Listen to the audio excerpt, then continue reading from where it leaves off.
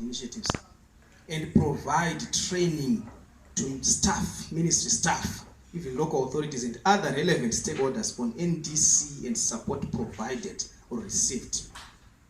Then participate in global CPIT coordination platforms and other peer exchange activities for stakeholders on climate transparency, among them the Conference of Parties and even Substars, SBIs and all those things. Then the last output is output 4, technical support, training and tools provided to the country to use climate analysis in decision making.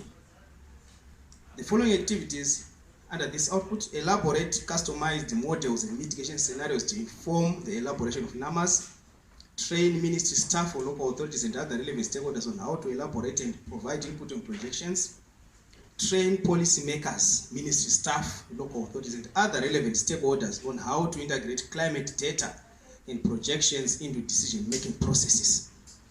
And also draft and submit a national climate change communication strategy for government approval. I think you heard it from the director when he was giving opening remarks that absence of a climate change communication strategy affected a lot of things, especially in terms of reporting to the UNFCCC.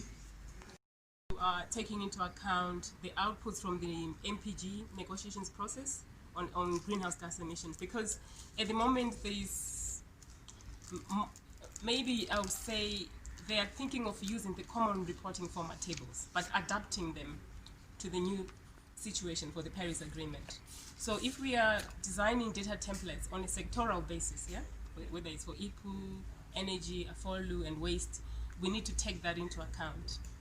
Yeah, we have some work that I've done in Ethiopia. We've designed some templates for AFOLU. So I just want to see how far you have gone in terms of that process. Yeah. Energy and AFOLU. And one of the main tasks was to actually get in touch with the data providers and then develop templates which are easy for them to use so that they populate information and submit to the national office. So I'm not sure at what stage that template is, but already the biannual update report, which actually was also one of the main tasks or one of the feedback from that there was missing a template for the submission of information. So we'll get you in touch with Mr. Tiga and I think Mr. Dinga. All the IPCC sectors. So in there was also involvement of key players like industry, the Zimstats. So we're also looking at their own data gathering templates and trying to reconcile between what the inventory compilers require, what Zimstat may also require, and for other maybe stakeholders and industries themselves on how they can monitor. So we're trying to come up with a template that can be ubiquitous, that can cover all the needs of different stakeholders, and most probably stationed in Zimstats, who are our national statistics agency. So it's work that is ongoing, but that is the principle that we are following.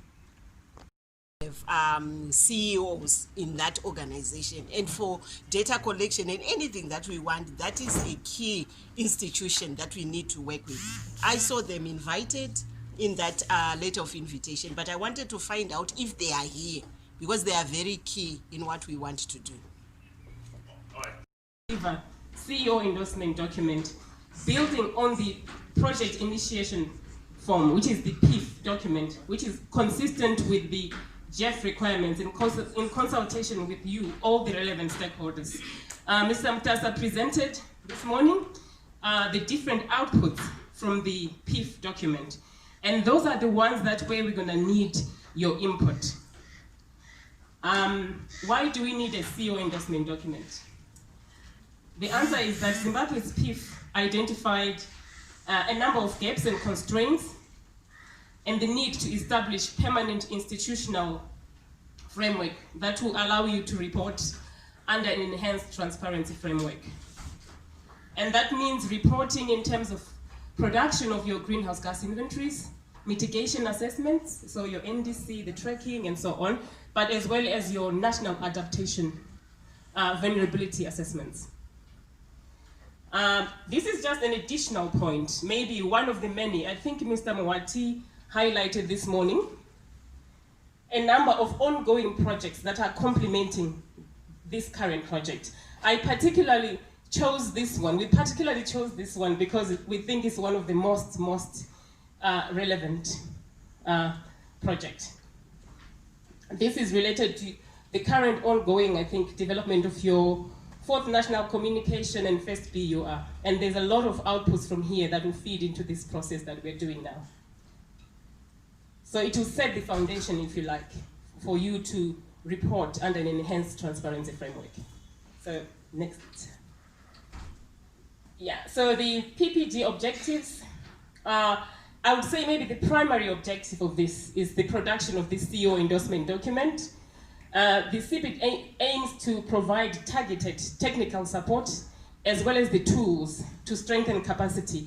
One, in terms of data collection, also archiving, developing a centralized platform. I think that's already been mentioned this morning, but also support for the establishment of a legal framework, as well as institutional arrangements, plans to implement and report.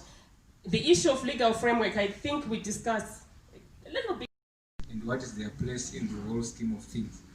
So what we are doing here is part of that. What we did before this workshop again is part of that. The reason why you are here is because we are identified to be key.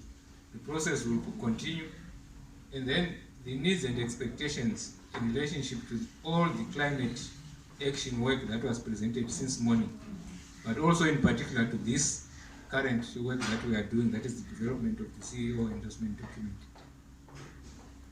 Then in there, we also would want every stakeholder to really clearly identify their place, how they are going to contribute to the whole process until it's complete. And then finally, we can't all participate in some instances, so we need to come up with key focal persons. We have called them champions, but these are just focal persons. I'm sure for those who have been in the game for some time, you know that in ministries, in departments, some focal persons have already been identified, and even local authorities. But that is just maybe the first step. So this is also trying to speak to say in what other areas can we identify similar persons who can quickly go to.